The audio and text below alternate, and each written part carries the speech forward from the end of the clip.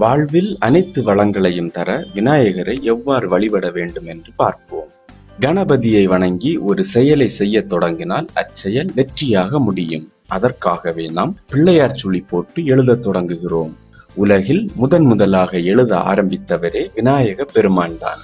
வேதவியாசர் மகாபாரதத்தை சொல்ல தன் தந்தத்தை உடைத்து எழுத்தாணியாக்கி எழுதியவர் பிள்ளையார். பிள்ளையார் முன்னின்று அவரை வணங்கி தலையில் 3 முறை குட்டி காதுகளை பிடித்தபடி தோப்பு கரணம் போட்டு வணங்க வேண்டும்.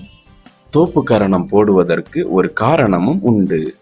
மகாவிஷ்ணுவின் ஸ்ரீ சக்கரத்தை பிடுங்கிக் கொண்டு அதை வாயில் போட்டுக் கொண்டார் விநாயகர். பலம் பொருந்திய விநாயகரிடம் இருந்த சக்கரத்தை மீட்க என்னென்னவோ முயன்றும் திருமாலுக்கு வெற்றி கிடைக்கவில்லை. இறுதியில் மகாவிஷ்ணு தோப்பு கரணம் போட அதை பார்த்து விழுந்து சிரித்தார் விநாயகர். எதிர்பார்த்தது போலவே வாயிலிருந்த சக்கரம் வெளியே வந்து விழுந்தது.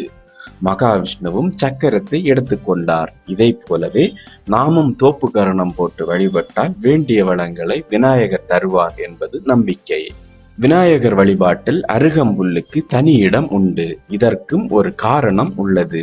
ஒருமுறை அனலாசுரன் என்ற அசுரனை விநாயகர் விழுங்கினார். வயிற்றுக்குள் சென்ற அனலாசுரன் மிக அதிகமாக அனலை கக்கினான்.